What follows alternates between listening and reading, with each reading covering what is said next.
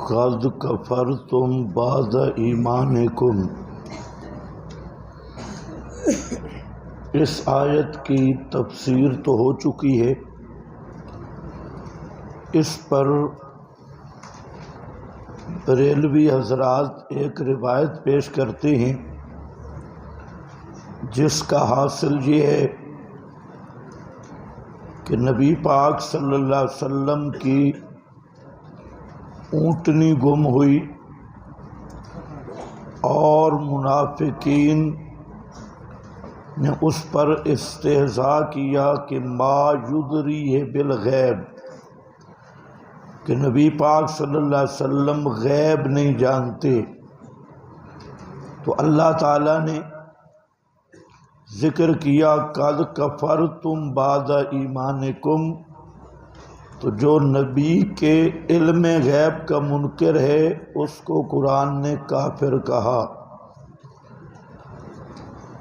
کلمۃ الکفر بھی پیچھے گزرا، اور قد کفرتم وہ کہتے ہیں کہ یہ کہنا کہ پیغمبر غیب نہیں جانتا، یہ کہنے والا کافر ہے۔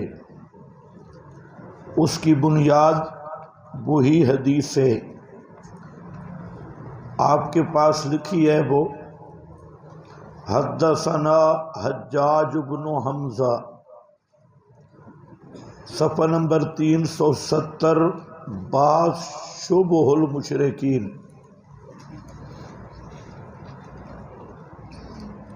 یہ اکثر بریلوی خطیب بیان کرتے ہیں اور آپ کے مولوی پھر پریشان ہو جاتے ہیں، اس لیے یہاں دیکھ لو، عن ابن ابی نجیح عن مجاہد وَلَئِنْ سَأَلْتَهُمْ لَيَقُولُنَّ إِنَّمَا كُنَّا نَخُوضُ وَنَلْعَبُ قَالَ رَجُلٌ مِّنَ الْمُنَافِقِينَ يُحَدِّثُنَا مُحَمَّدٌ أَنَّ نَاقَةَ فُلَانٍ بِوَادِي كَذَا وَكَذَا فِي يَوْمِ كَذَا وَكَذَا وَمَا يُدْرِيهِ مَا الْغَيْبُ، اور محمد کیا جانے غیب کیا ہے، یعنی غیب نہیں جانتے۔ تو اس پر انہوں نے یہ واقعہ بیان کیا۔ ہمارے بکر میں ایک جگہ ہے تھلا سری، اس پر ایک مولوی صاحب آئے، میں اس وقت تلا گنگ میں تھا، تو وہاں ہمارے اچھے ساتھی ہیں مخلص مولانا علم الدین خاکی صاحب، تو ان کے شہر میں بریلوی مولوی نے چیلنج کیا اور یہی روایت پڑھی، اور اس نے کہا کہ جو پیغمبر کے لیے غیب نہیں مانتا وہ کافر ہے، اور قرآن اسے کافر کہہ رہا ہے۔ خیر، رات کو ان کا فون آیا مجھے، ہم رات کو چلے، کافی سفر تھا، تو میں نے کہا مولوی کو جانے نہیں دینا، وہ خود بھی ویسے تکڑا آدمی ہے، تو میں نے کہا کہ آپ ملا جی کو کہنا ہے کہ آپ نے جو حوالہ دیا اس کو ثابت کرنا ہے۔ تو خیر ہم پہنچ گئے، مولوی رات کو بھاگ گیا تقریر کے بعد، اور بریلوی شور کرتے رہے کہ یہاں پر مولوی ہمارا موجود ہے، ہم مناظرے کے لیے تیار ہیں، فلاں فلاں۔ جب ہم وہاں پہنچ گئے، سخت گرمی تھی اور بجلی نہیں تھی، تو یہ پرانا واقعہ ہے، اب تو وہاں بجلی شجلی بھی آ گئی۔ تو وہاں پر بریلوی ادھر ادھر مولویوں سے رابطہ کرتے رہے، بہرحال وہ سارے بریلوی مولوی تتر ہو گئے اور کوئی بھی آنے کے لیے تیار نہ ہوا، تو ظہر کے بعد پھر ہمارا جلسہ ہوا۔ اس جلسے میں ایک خاص بات یہ ہوئی کہ گرمی شدت کی تھی، ہم بھی ساری رات کے جاگے ہوئے تھے، دن کو بھی نہیں سوئے، اور اتنی گرمی تھی کہ وہ تھال کا ایریا ہے اور سخت گرمیوں کا موسم تھا۔ تو وہاں پر جب میں نے تقریر شروع کی تو اس وقت ساتھ بارش بھی شروع ہوئی، حالانکہ پہلے ادھر ادھر کوئی بادل نہیں تھے، تو خوب بارش ہوئی، ٹھنڈ بن گئی۔ جب ہم اس گاؤں سے نکلے تو باہر میں کوئی بارش نہیں تھی، صرف اسی گاؤں کے اندر بارش آئی تھی، باہر بارش بالکل نہیں تھی، حالانکہ وہ چھوٹا سا گاؤں ہے، اتنا بڑا گاؤں نہیں ہے۔ تو یہ جو روایت ہے ما یدری مل غیب، وہ مولانا کہہ رہے تھے کہ اس روایت کا کیا بنے گا؟ آپ کے اکثر حضرات کو پھر پتہ نہیں چلتا کہ روایت کا کیا بنے گا، اس لیے یہاں پر آپ کے پاس لکھا ہے پہلا راوی ہے حجاج بن حمزہ۔ یہ جو حجاج بن حمزہ الکندی الکوفی، یہ شیعہ ہے۔ آپ کے مولویوں کو تو شیعہ کے ساتھ برادری ہے، شاید وہ کوئی تعویل کریں گے، لیکن ہماری برادری ہے نہیں۔ اور یہ دجال شیعہ ہے، ذکرہ طوسی فی رجال شیعہ، طوسی نے رجال شیعہ میں اس کو وہاں پر ترجمہ کیا اور کہا کہ روا عنہ ابراہیم بن سلیمان، یہ لسان المیزان ہے، جلد 2 صفحہ 559 ہے۔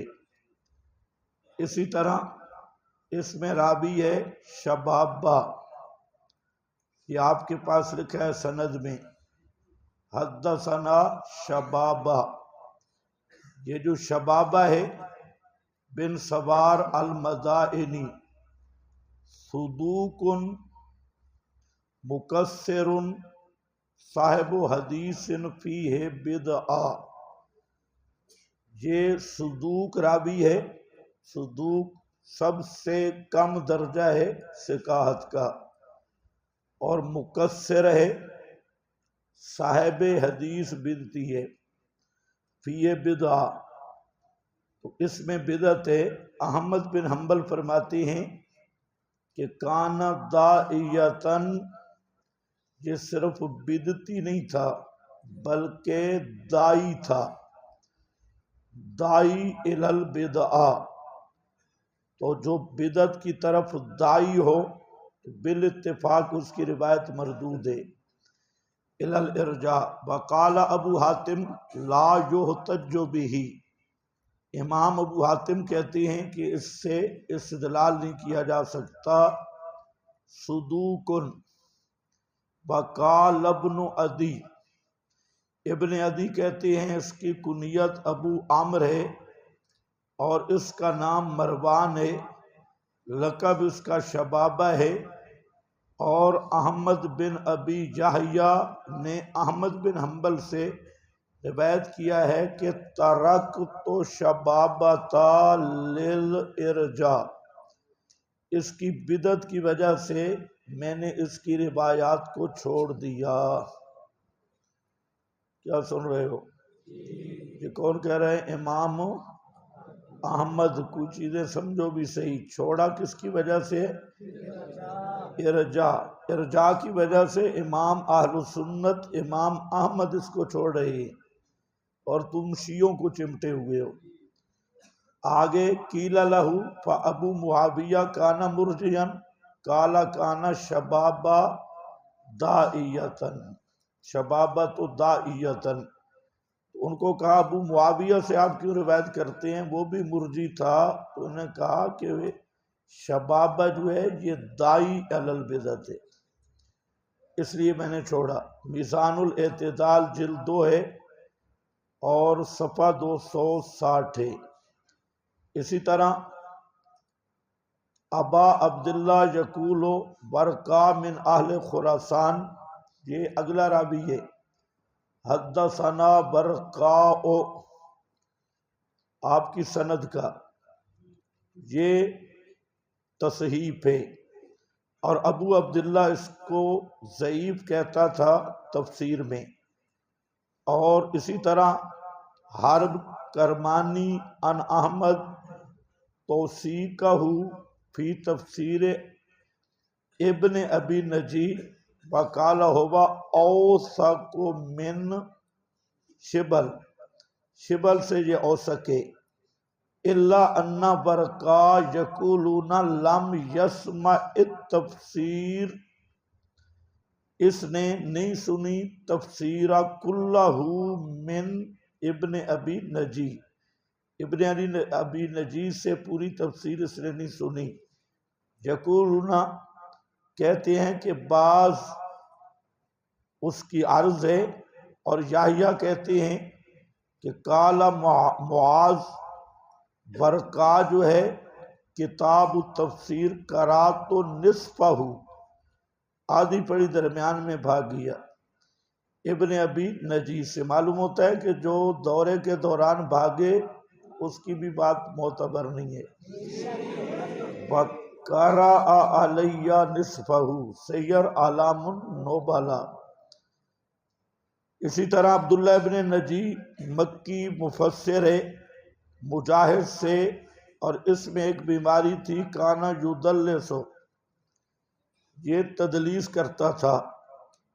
وصفہ بذالک النسائی، امام نسائی نے اس کا یہ وصف بیان کیا، تعریف و اہل التقدیس صفحہ 39 ہے۔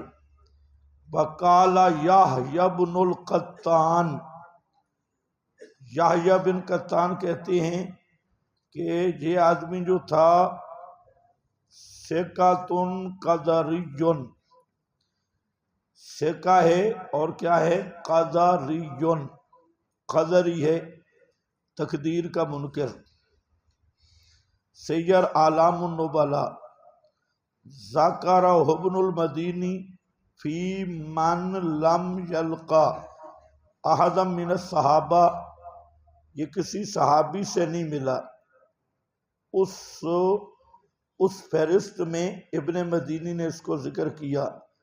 اور ابراہیم بن جنید کہتے ہیں کہ میں نے یحییٰ بن معین کو کہا کہ یحییٰ بن سعید یعنی القطان گمان کرتا ہے کہ ابن ابی نجی لم یسمع التفسیر من مجاہد، مجاہد سے اس نے تفسیر نہیں سنی، انما اخذہ من القاسم، اس نے قاسم سے تفسیر لی ہے۔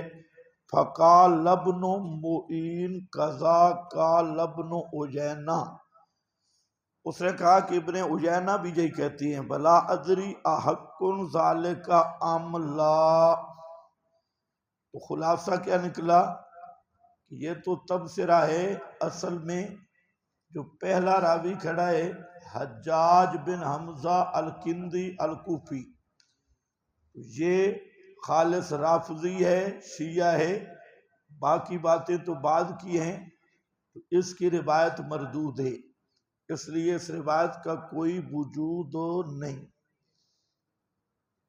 اب آ جاؤ اپنے سبق پر۔